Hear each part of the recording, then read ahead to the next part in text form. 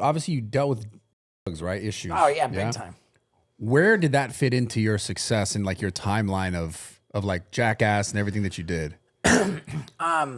I had a serious issue with drugs and alcohol before Jackass. Yeah. And before Jackass, I was a circus clown. Like an actual circus. Yeah. I dropped out of the University of Miami in 1993. I was homeless for 3 years. Then I moved in with my sister in Albuquerque, New Mexico, and she found out about Ringling Brothers and Barnum and Bailey Clown College. And she was like, oh, this would be perfect for my brother. And I thought the same thing. I thought if I could be a graduate of Ringling Brothers and Barnum and Bailey Clown College, then people would take me more seriously because I'd be a trained circus professional, and this would further my goal of becoming a stuntman. And it kind of worked out that way. And I went to clown college. I had a career as a clown working on cruise ships and in this pretty haggard flea market circus. And then, and then Jackass starts, like, dude, it's just a wild thing. So did you start obviously leading up to Jackass? Right. The drugs started, I mean, I didn't really do cocaine on any kind of a regular basis until I moved in with my sister in Albuquerque. Like, there was just, like, more of that going on.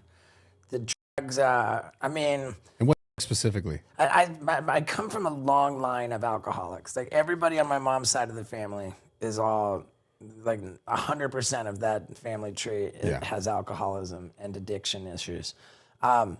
I started, like, getting loaded, smoking pot every day, drinking all the time when I was 16. And that just, that was from then on. When Jackass started, I was, even when I was in the circus, I was heavily abusing cocaine and always drunk. Did you do it to perform? I don't think I would definitely do it to stay awake, like I'd be awake for like a whole weekend of shows in the circus. And if I didn't keep doing, then I'd just like fall asleep. Crash out, for days. But yeah, it wasn't necessarily like to work or on any level to try to be successful. I don't think drugs or alcohol ever furthered my productivity or my success on any level. Yeah. And at the same time, though, it did work for me, man. Like for the first so many years, it was like my persona, like the wild, crazy, drunk, like whatever. Like he'll do anything, and I leaned into it. But then it distinctly stopped working for me, and got to. When was that?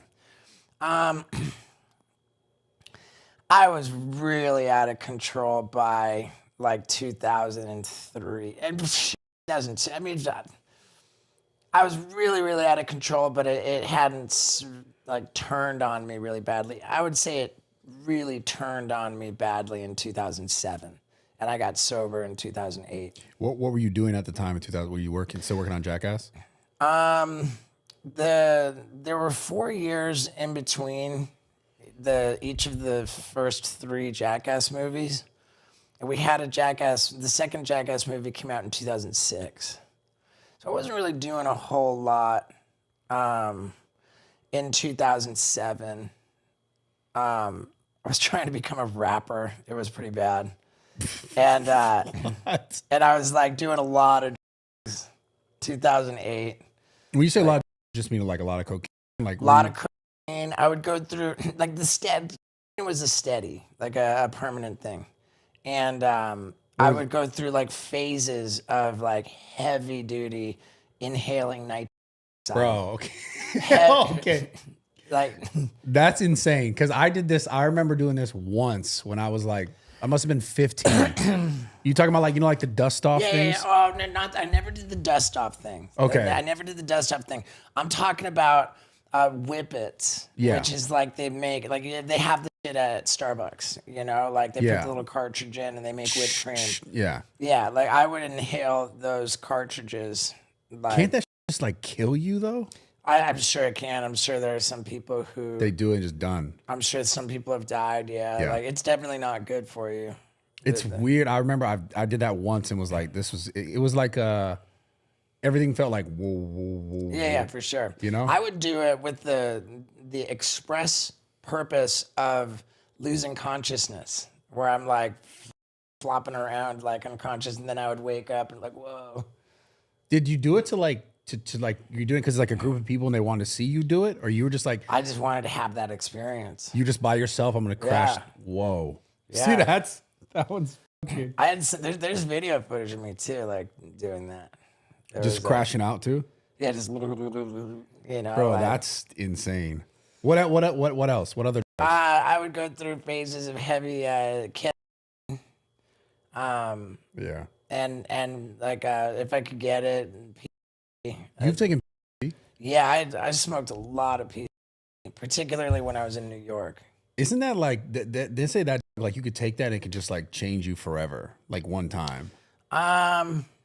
Obviously, I've never tried it. That's what I I've wouldn't heard. rule that out as a possibility, but I don't know that. Like, what do you actually experience on that? Pee and are a class of drugs known as dissociative. And dissociative, I would describe it as not an upper or a downer per se, but it just throws like a warp filter on your Reality. senses. Like I remember like one time on just I was in a bathtub and like I'm only in a bathtub, but like to look at my feet, they were like 30 feet away. You know, like there was just like depth perception was off, and like you know, it's a mixed bag too. Like you'll have different experiences at different times. Like one time I was in a hotel room and like my experience was the whole hotel room just started free falling, and I looked up and it's like I could see like a shaft that it was falling through. Like an elevator almost. Yeah, for sure. But what? So none of those things scared you. You I were just loved it. I loved it. I couldn't get enough of it. I would just be piling more and more drugs into my body to try to keep more stuff like that happening. And you were never afraid of just like dying? No.